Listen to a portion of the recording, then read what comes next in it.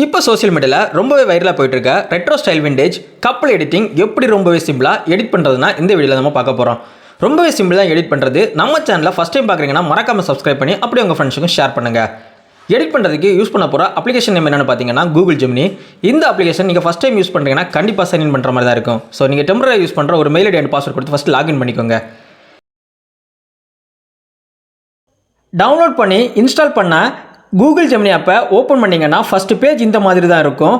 கீழே தெரியுது பார்த்தீங்களா ப்ளஸ் சிம்பிள், அதை செலக்ட் பண்ணிக்கோங்க.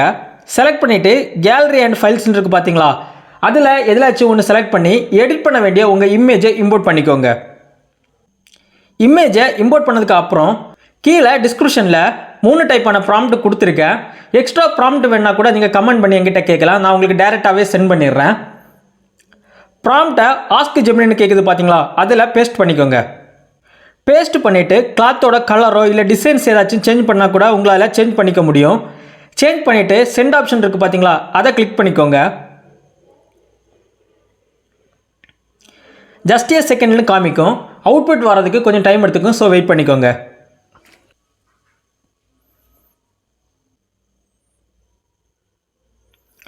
அவுட்புட் நமக்கு ரொம்பவே சூப்பராக வந்திருக்கு. இந்த ஃபோட்டோவை உங்கள் கேலரியில் சேவ் பண்ணுறதுக்கு இமேஜை செலக்ட் பண்ணிவிட்டு மேலே தெரியுது பார்த்தீங்கன்னா டவுன்லோட் ஆப்ஷன், அதை செலக்ட் பண்ணிக்கோங்க.